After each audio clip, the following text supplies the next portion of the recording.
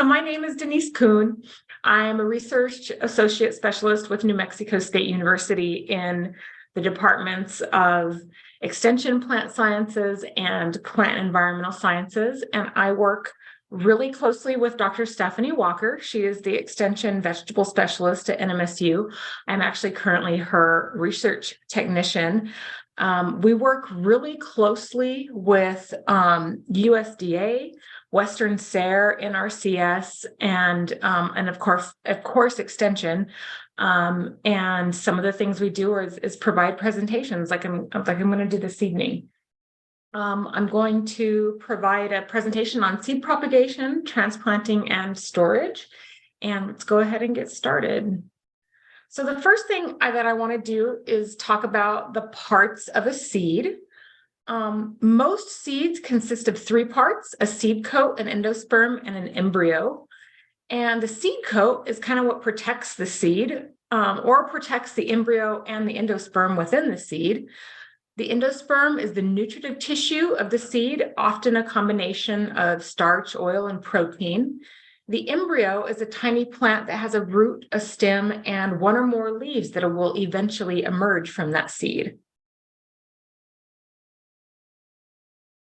Seed propagation is known as plant sexual propagation and is the reproduction of plants by seeds. The genetic material of two parents is combined by pollination and fertilization to create offspring that are different from each parent. There are several advantages of sexual propagation. Some of those might be it may be quicker and more economical than asexual propagation. It may result in new cultivars and vigorous hybrids. For some plants, it may be the only means of propagation. It provides a way to avoid transmission of particular diseases, such as viruses, and it can maintain genetic variation, which increases the potential for plants to adapt to environmental pressures. Hey, Denise, before you carry on, it's still showing that you're on your title slide. Oh, that's so weird. Oh my goodness. So it's not showing the slides changing? No, it's not. Oh, okay. Hold on. How is that? Maybe what you can do is stop sharing and maybe share again. Okay. See if that Let's works. try that. Okay. Let me see here. We'll go back. And if it becomes a last resort, I mean, maybe you can send me your slides and I can operate the slides for you. If it's not, we'll cross our fingers it does. It'll cooperate. Okay, so let's try this one more time. I'm going to share my screen. Okay. And let's do that. Share. Okay, what's it showing? Now it says seed propagation. Okay. Maybe go through your slides, your 4 slide if you can, just to see if it's working. What is it? What are you seeing? Okay, so now it's in your split screen. Are the slides changing? Yes, the slides are changing. Yay. Okay. Okay. Okay, let's go. You want to go from there? Yeah, totally. Okay. So I talked about the parts of the seed already, and here's the cute little slide I had. And then I talked about seed propagation. And then I think I was on hybrid versus open pollinated. Can you see that slide? Yes, I can see it. Awesome. All right. So while hybrids have their benefits, choosing open pollinated varieties conserves the genetic diversity of garden vegetables and prevents the loss of unique varieties in the face of dwindling agricultural biodiversity. Hybrids can be costly. They could be harder to find, but they're often more vigorous and uniform and have greater disease resistance, whereas open pollinated varieties usually cost a little bit less. You can save the seed from them and are usually easier to find, but sometimes have less uniformity. All right. So New Mexico actually has a seed law. The New Mexico seed law was enacted to serve as a basic truth in labeling law. It was designed to provide consumers with important information relating to product quality and identity. The New Mexico seed law regulates both agricultural and vegetable seed sold in the state. Agricultural seeds are those of legumes, grasses, forages, cereals, and fiber crops. Included in this category are lawn and turf seeds. Vegetable seeds are those of crops grown commercially and in home gardens and are commonly known as vegetables. And then seeds grown strictly for their ornamental value are not included in this seed law. The law requires all seeds to be labeled truthfully regarding their identification, purity, and viability. Basic quality information relating to germination and weed seed contamination is absolutely required. These provide important information to the purchaser to make intelligent purchases. The law also classifies certain weed seeds as noxious weeds and restricts their presence in seed offered for seed purposes. The feed, seed, and fertilizer inspection staff provides marketplace surveillance throughout the state. This is accomplished through inspection of retail sales outlets and seed distributors selling the seed products. These products routinely consist of various agricultural crop seed, forage seed, lawn seeds, and vegetable seeds. Samples are obtained through official sampling methods. They are analyzed in the state's seed laboratory to determine compliance with labeled guarantees. So just an example of this New Mexico seed law, if anyone's ever heard of the Chili Pepper Institute at New Mexico State, I've worked really closely with them, was actually the program coordinator and specialist for them for years. And we sell lots of chili pepper seeds there. And something that the NMDA, New Mexico Department of Agriculture, does is they come in and inspect our seeds probably about every 3 or 4 months. They see what we have for sale. They make sure that our seed packets have all of this truth in labeling information on the seed packets, which means the date that it was packaged, the germination rates, the viability, and all of that information that makes it a really good buy for consumers. And they're really strict about this. If we also have to give them proper seed germination tests and everything that goes on with that. And if we don't provide that, they will come in and make us stop selling the seeds. So it's really awesome that NMDA kind of has these regulations, especially for people selling seed in New Mexico. Okay, well, let's talk a little bit about seed storage. Proper storage and handling is important to seed viability. Large vegetable seeds like sweet corn, peas, beans that are susceptible to mechanical damage if handled roughly, or when they're handled roughly, can be non-viable, and that's important that they're handled properly. When loading or unloading these crops, do not throw or drop bags, since the seed coats and embryos can be damaged. Rough handling has been shown to significantly decrease germination or reduce vigor of germinated seedlings. So to minimize seed damage when treating seeds, a lot of these crops that are treated with things like fungicide, inoculum, or other chemicals, they have to be really careful when doing this so that they don't damage the seed. Also, high temperature and high relative humidity will reduce seed germination and vigor. Do not store seed in areas that have high temperatures, which is usually about greater than 70 degrees Fahrenheit, or where humidity levels are greater than 60%.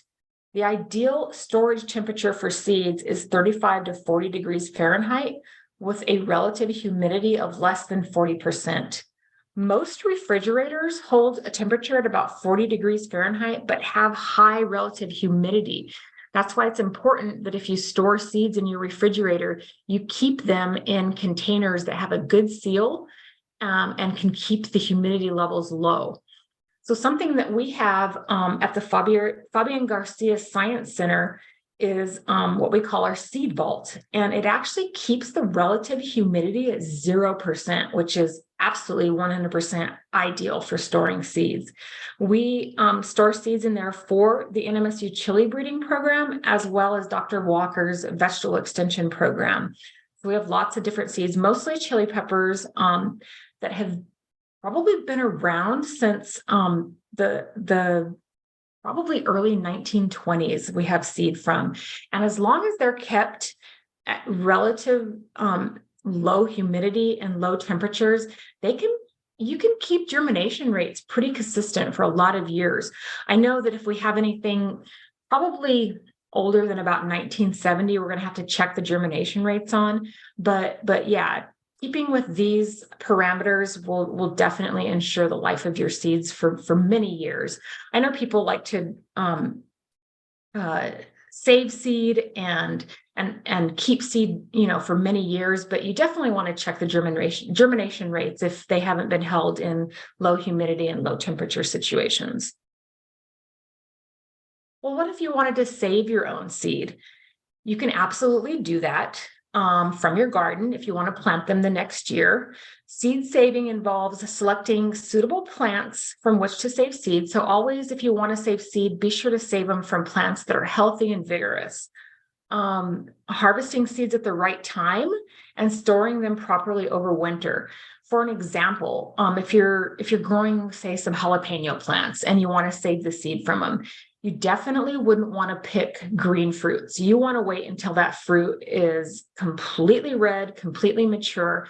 And sometimes they'll start to even dry a little bit on the plants. And that's the optimal time to pick that fruit if you wanted to save that seed. You know that it's completely mature and it's ready to go on to the next process of creating a new generation from its seed. If you purchase primed seed, use them during the present planting year, as prime seeds do not store well. And if you planted pelleted seeds, large fluctuations in relative humidity can inflect pellet integrity, which makes them difficult to plant. Pelleted seeds stored for more than 2 years may have reduced germination percentage. So perform a germination test to assess the viability before planting. NMSU researchers actually published a really nice article on how to create pure seed by saving your own seed. It is called An Effective Plant Field Cage to Increase the Production of Genetically Pure Chili Seed. This was done several years ago. I think it's kind of old. I think the date on that is 1992, but we still use this method today, and we're getting ready probably within the next 2 weeks to cover lots of chili pepper plants to make pure seed from them. And this picture kind of shows some of our fields with hoops and the seed cages draped over. This ensures that everything inside that cage is genetically pure and selfed. Chili pepper plants, a lot of people think they're self-pollinated, but with pollinators like bees and butterflies and wasps, they can absolutely become cross-pollinated, and they actually cross-pollinate very easily. So especially with chili pepper plants and some of the other plants that produce seed with flowers and especially ones that love pollinators, you see bees working their magic and they will definitely cross-pollinate. So if anyone is interested in this article, just put it in the chat or let me know, and I'd be happy to send you this article. It shows how to make the cages and what the process is to make sure that you have pure self seed. Okay, well, let's talk a little bit about germination. Most plants require a few things to successfully germinate: choosing the right containers, seedling mixes. These are all very important. And then, of course, reading your seed packet for the instructions can help you determine all of these factors that require, successful germination. Okay, let's talk about containers. A lot of the different containers out there available, some of them are inserts into trays, some of them are seedling flats. You can also get individual small pots, and you want to make sure that whatever you use, will be the perfect mechanism for this plant to germinate and grow properly for at least 3 to 4 weeks in that starting container. Well, the types of media, you want to absolutely make sure that it's a nice, fine media. A lot of times you'll go to growing centers or greenhouses or greenhouse centers, and they'll have potting mixes or garden mixes, and you open it up and you get it home, and there's like tons of like bark debris or really big debris in there. You don't want to start seeds in a mix like that. You want something that's really fine. And there's a lot of options out there. Like on my slide here, I've got the Jiffy and the Burpee seed starting mix. They're usually very fine, have a lot of peat, some vermiculite, and some other things to really keep it moist and perfect for that seed to germinate. You can also do it yourself. So a really good DIY recipe is 4 parts compost, 1 part vermiculite, 1 part perlite, and 2 parts peat. And if you get those parts, somewhat in that ratio, you'll have a really nice mix. You can, and you're doing it yourself, and you know what you've got in there, and this will be perfect for germinating seedlings. Planting depth is really important. When you look at your seed, you always want to, and of course, reading the packet can help you with this as well, but just a good rule of thumb is 2 to 3 times the width of the seed itself is what you should put it into the soil. So something like a tomato seed or a chili seed, which is like maybe 3 or 4 centimeters, should only be into the soil maybe 1/4 of an inch to 1/2 an inch deep, and not any deeper than that. I know teaching students, this is really important in our greenhouses whenever we're having planting season. A lot of them will like put it on the top of the soil in the cells and then push it all the way to the bottom. And that's like almost 2 inches down. And so I'm like, no, that's not going to work. Those seeds are going to take forever, if at all, to germinate. So we got to be really, really careful of that. Some seeds actually require light and shouldn't be covered at all. And then some are very, very tiny and only require like a dusting of peat to cover them sufficiently. Things like coleus or carrot seeds, they're all really tiny and really only require just a little bit on top. Temperature is very important. When germinating seedlings, you want to absolutely check if the variety has any special requirements. 65 degrees Fahrenheit to 75 degrees is probably a good range, but even warmer will make them germinate just a little bit quicker. And this is one of the most crucial factors. You want to keep your media nice and warm. And sometimes, especially if you're doing it early in the spring and we have some cold nights, this is kind of hard. And the way to keep your media warm and a nice cozy environment for your seeds is to provide bottom heat. And you can do this with plant propagation mats. They can be found almost anywhere in garden centers, on Amazon, and they're relatively inexpensive. So being able to provide that bottom heat to get your seeds germinated is really important. Moisture is also extremely important. Moisture, or as horticulturists call it when they're germinating seeds, it's called imbibition. And it's the process of the seed absorbing moisture and starting that growth process. It's really critical, and to have enough and continuous moisture at all times during the process is really important. Once imbibition starts, a dry period will actually kill the germinating embryo. So keeping the media moist but not soggy is extremely important. And this is something that I go over and over and again with student aides as well as, once that initial moisture period is started, seeds are going to react to that and they're going to start the germination process. If they're kept moist and then all of a sudden it completely dries out, you're going to get death to the embryo almost immediately. So keeping it moist is really important, and keeping a good level of moisture. If you're making it super soggy and the plants are the media is soggy all the time, that's also bad because it can cause fungus, it can cause damping off, and it can cause rot of the seed as well. So a really good balance is important when it comes to moisture. Light is super important as well. Some varieties require light and others require dark.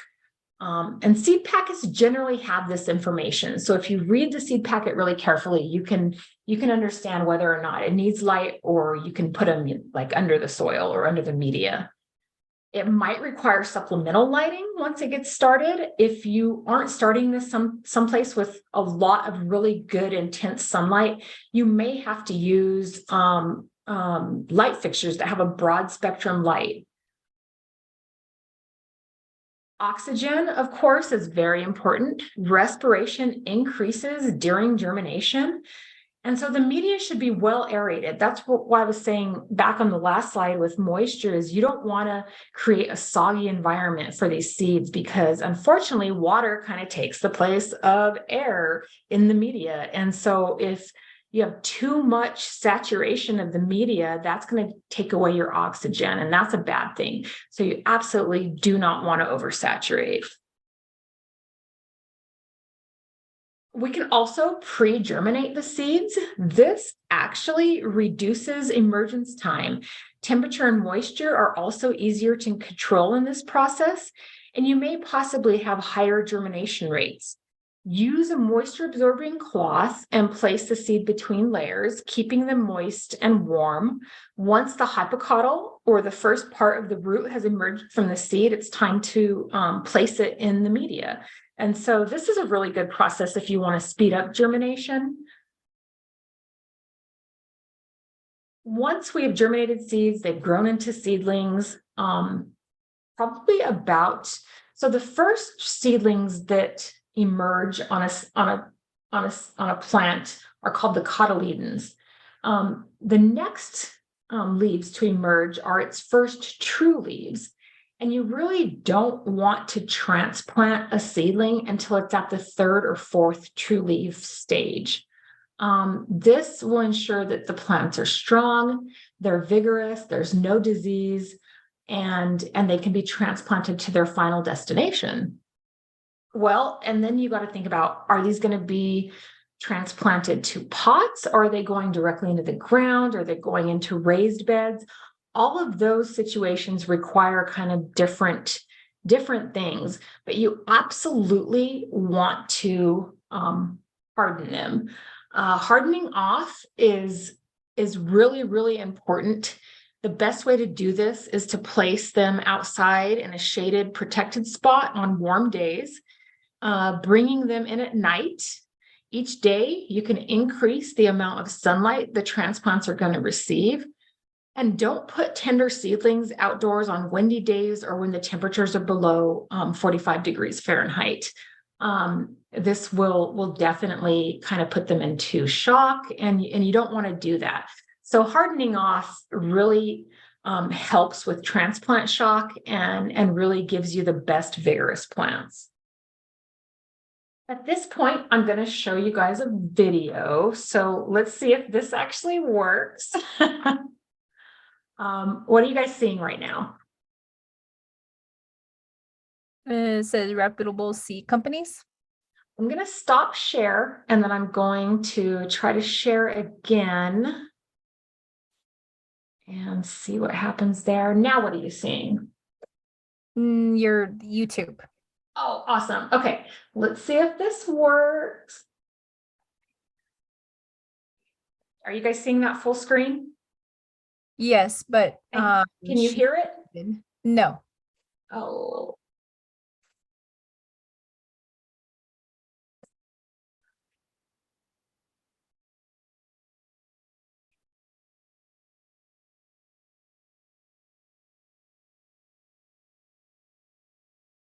Do you have any idea how to make you guys hear the video?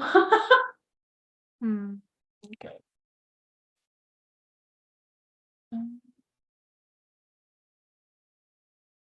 That's very interesting, because the only thing I know is if the forward button next door to the play button, if it's all the way. Yeah, it is all the way. Let's see. Yeah, the last time I shared this video, it worked perfectly. It's just does not want to play for us, the audio. No. Okay. Okay, what I can do is put this, I can put this in the chat. Yeah. And I'm gonna start my video so everyone can see me. Hi, everybody. Can you see me? Yes. Okay. And if you have any questions about anything that we talked about, I'm happy to answer them. And I will also put, okay, hold on. Let me stop what she's saying. And I can put the web address to this in the chat as well, so y'all can watch that at your leisure. Okay, great. Well, while some folks are coming up with a question, I just do want to make a comment.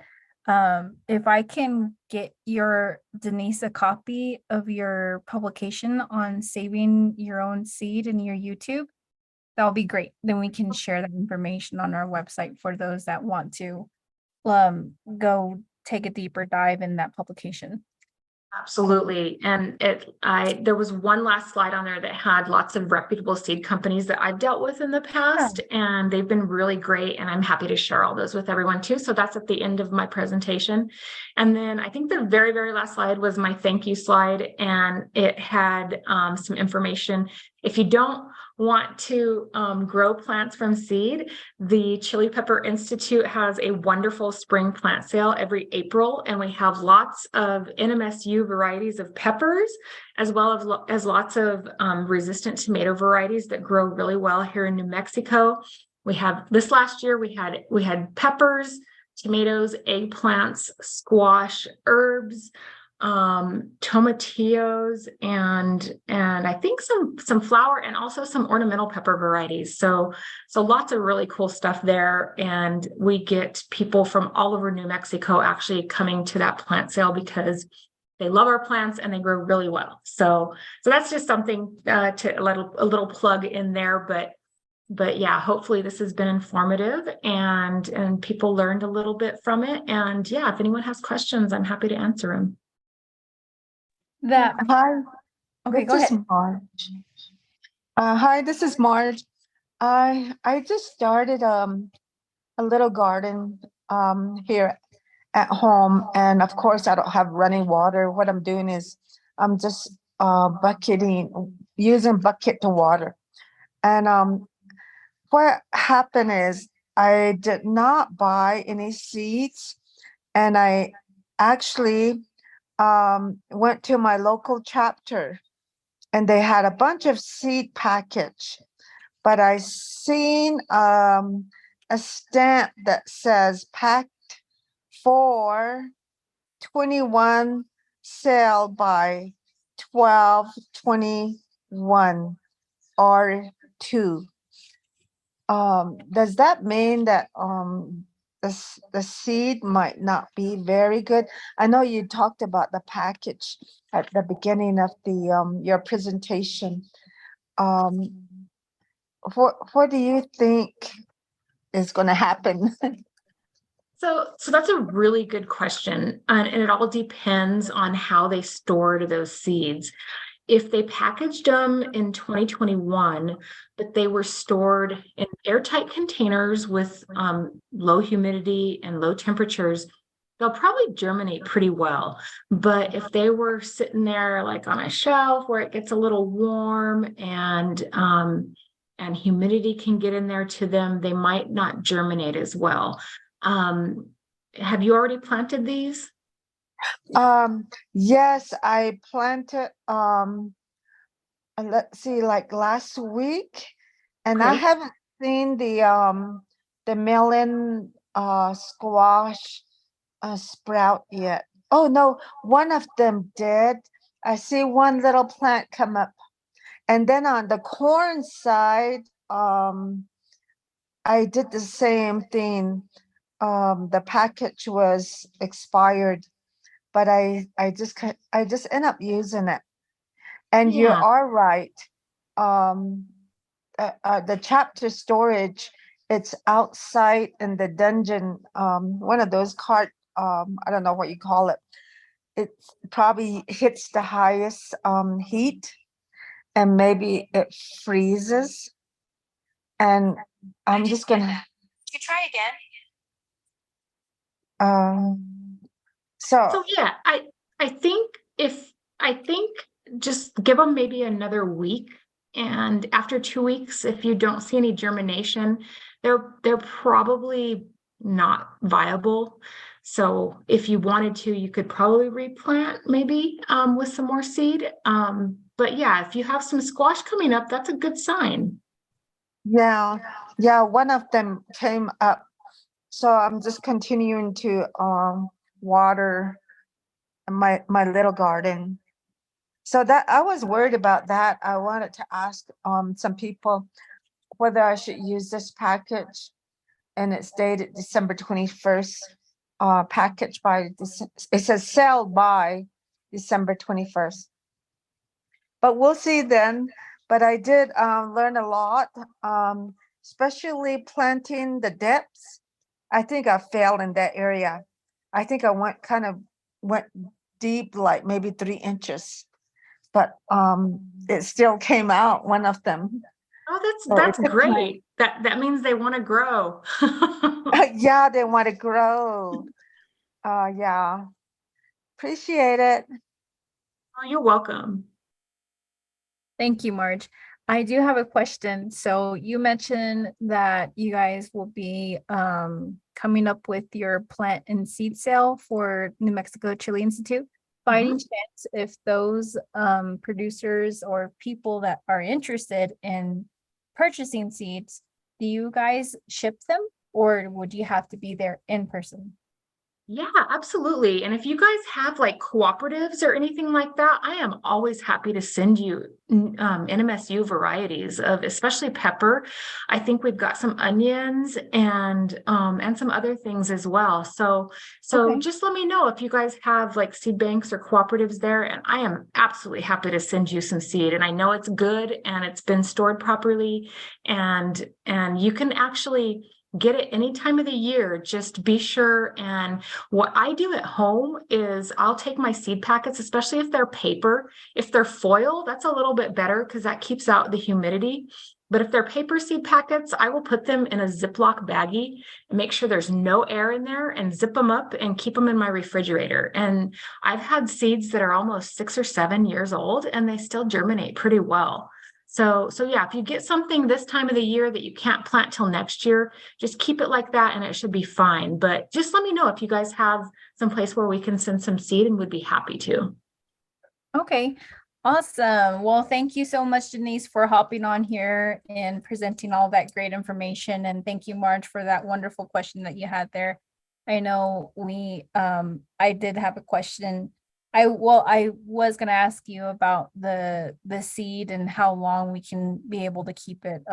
We had some corn seeds for about a year now, so I wasn't sure if it would be able to be planted and grow, but I guess it's just all based on the ideal temperature and how, how much we keep it. So I Right, appreciate right. that you answered my question.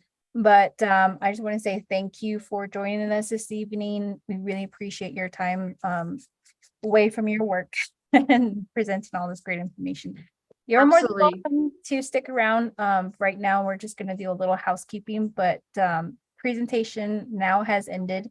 So if you guys have any questions, Denise, if you want to include your email in the chat box, I'm sure some folks on here may want to have some questions for you.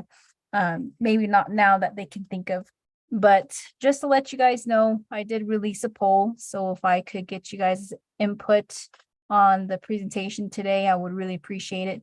If by chance some of you are not from the reservation and are not part of the chapter affiliation, just put down in the comment if we're under chapter affiliation that you're not part of any on the reservation, I guess just to say. But thank you, really appreciate you guys for filling that out. And thank you all for joining us.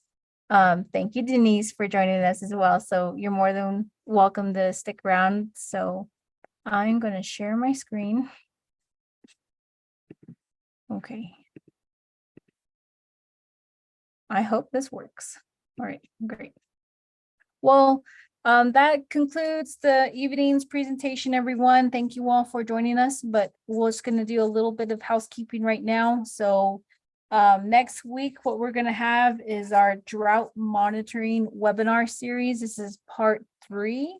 So we just got done with, I believe, the natural resource conservation services. We had 2 presenters that did a presentation each. So that was from 2 weeks ago. So their information, their presentation is posted on our website as well if you want to take a look at it. But this one is going to be near to home. So those of you that live on the reservation, you guys may have heard of the Agriculture Infrastructure Fund that is run by the Navajo Nation Department of Agriculture. So they're going to be discussing a lot of information on their Ag Infrastructure Fund program.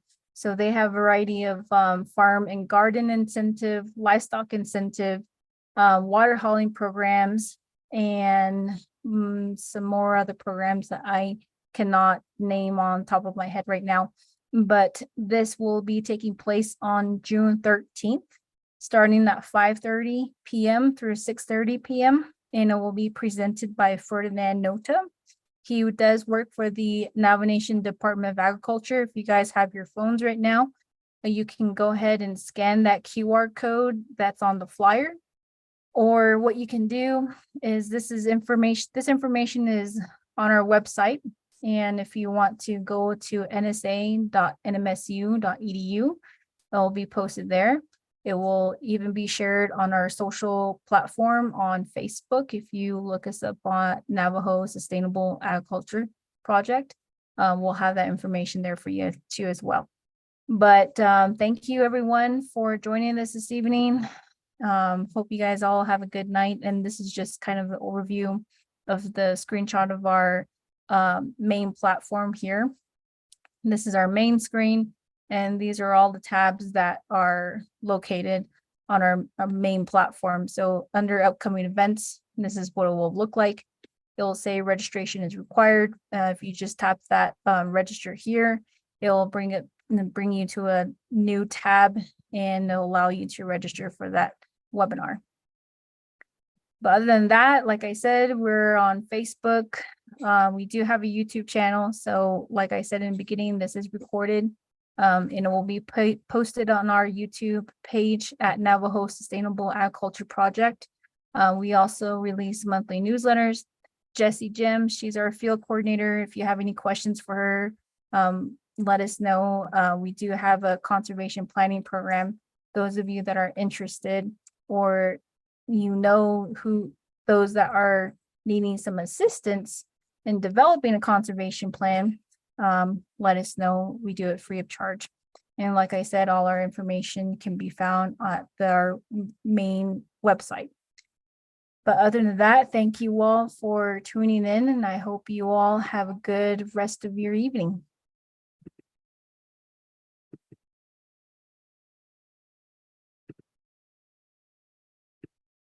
We're known as the Navajo Sustainable Agriculture Project. In short, we call it the NSA project.